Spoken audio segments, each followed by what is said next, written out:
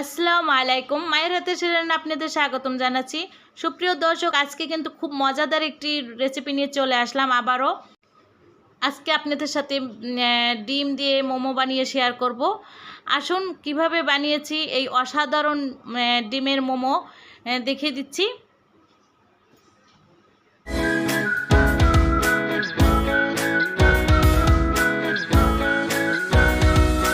প্রথমে আমি ময়দা নিয়েছি, এখানে 1.5 কাপ ময়দা নিয়েছি। এখন পরিমাণ মতো আপনারা কিন্তু এখানে লবণ দিয়ে দেবেন। আমি আমার পরিমাণ মতো আমি লবণটা দিয়ে দিচ্ছি। উষ্ণ গরম পানিটা এখানে দিয়ে দিচ্ছি, একদম গরম না আর হালকা ঠান্ডা, বেশি ঠান্ডাও না, উষ্ণ গরম, সেটাই আমি দিয়ে দিচ্ছি। আর অল্প অল্প করে দিয়ে তারপর এটা আটাটা মেখে নেব। জাস্ট সকালের রুটি যেরকমের আপনারা খামির করেন ঠিক সেরকমের পরিমাণ শক্ত হবে, বেশি নরমও না শক্তও না। আবার খামির মাখাটা হয়ে গেছে আটার। আমি 2 ভাগ করে 1 ভাগে কিন্তু জর্দার রং দিয়েছি। 1 ঘন্টার জন্য রেখে দিচ্ছি ঢেকে।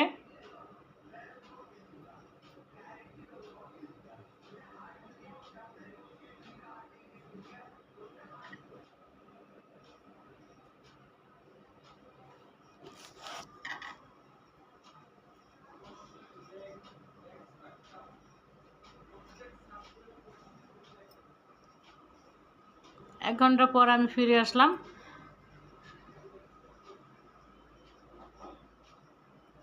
খুব সুন্দরভাবে সফট হয়ে গেছে। 1 ঘন্টা পর আমি এখন কাজ শুরু করে দিচ্ছি। যে খামিরটি আমি জর্দার রং মেখে রেখেছিলাম সেটাই এখন বেলে নিচ্ছি রুটির মতো, একদম রুটি আকারেই বেলে নেব।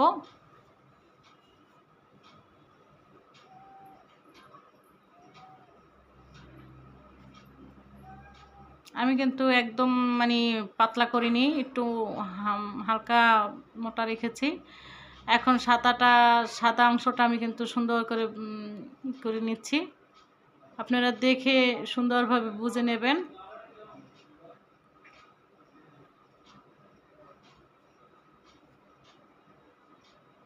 এখন সাদা আটা আমার হয়ে গেছে। এখন এই যে জর্দা কালারের যে রুটিটা সেটাই একদম সাদাটার ভেতরে দিয়ে মুড়িয়ে নিচ্ছি রোল বানিয়ে।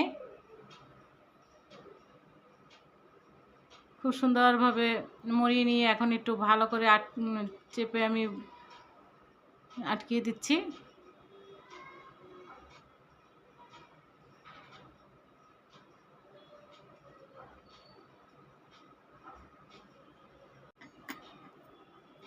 কেটে নিচ্ছি ছুরির মাধ্যমে পিস পিস করে।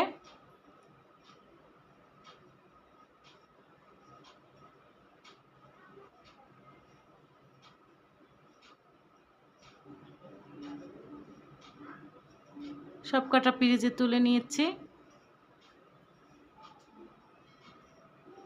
এখন আমি ছোট রুটি মতো বেলে নেব, এটাকে একটু সুন্দর করে আকার করে সব কটাই সমান করে আগে নিয়ে নিচ্ছি।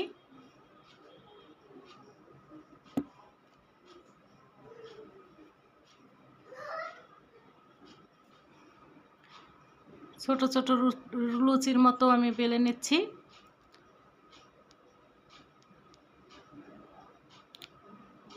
প্রত্যেকটা রুটি এরকম করে গোল গোল করে ছোট ছোট করে বেলে নেব।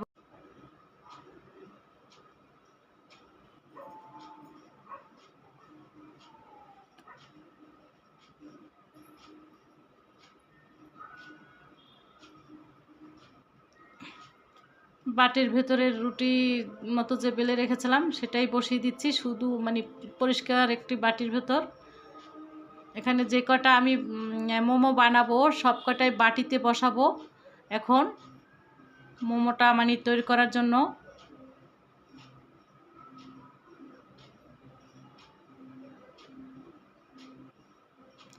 সুপ্রিয় দর্শক, আপনারা দেখে তারপর এটাকে আপনারা বুঝে নেবেন যে আমি কি করছি।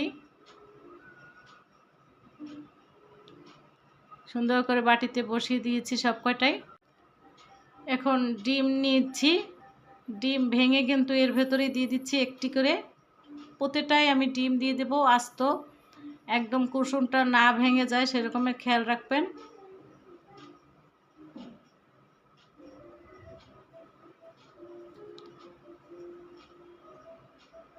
পেঁয়াজ কুচি দিয়ে দিচ্ছি,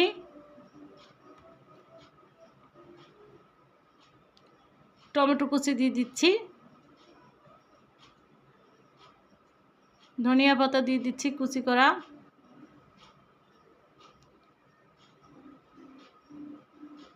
কাঁচামরিচ কুচি দিয়ে দিচ্ছি,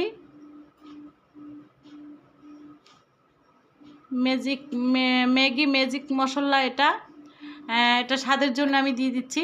জাস্ট এটা দিলে স্বাদটা আর পরিমাণটা বেড়ে যায়। লবণ দিয়ে দিচ্ছি স্বাদ মতো, পরিমাণ মতো আপনারা লবণটা দিয়ে নেবেন। আর সুপ্রিয় দর্শক, ম্যাজিক মশলাটা আপনারা অবশ্যই দেবেন, যে এটা কিন্তু খুবই স্বাদটা বাড়ে। এখন আমি কুচি দিয়ে দিচ্ছি, জাস্ট একদম শাড়ি যেরকমের কুচি দিতে হয়, আপনাদের শাড়িটা ধরে যেভাবে কুচি কুচি করে আপনারা কুচি ফলান, ঠিক সেরকম করে এক ধার ধরে আস্তে আস্তে করে কুচি নিয়ে যাবেন। আর একটু খেয়াল করলে অবশ্যই আপনারা পারবেন।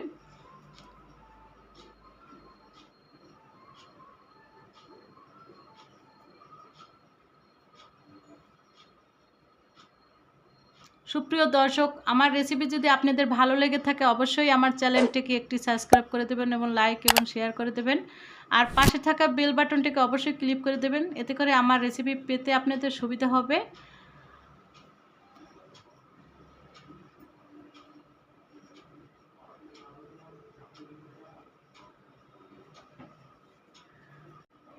আপনারা এটা ভাপে দেবেন, রাইস কুকারের একটি ছিদ্রওয়ালা ভাপের এই যেটা থাকে এটাতেই ভাপা দেওয়ার জন্য। মোট কথা ভাপে দেওয়ার জন্য আপনারা যে কোনো ছিদ্রওয়ালা জিনিসই নিতে পারেন। আমি চুলায় আগে থেকে পানি গরম বসিয়ে দিয়েছিলাম। এখন এটার উপরেই আমি এই রাইস কুকারের ঝাঁঝরিটা দিয়ে দিচ্ছি। 10 মিনিটের জন্য আমি এটা ঢাকনা দিয়ে দিলাম। সুপ্রিয় দর্শক, 10 মিনিট হয়ে গেছে। 10 মিনিট পর আমি ঢাকনা তুলে দেখি যে আমার হয়ে গেছে মোমো। এখন তুলে নিচ্ছি।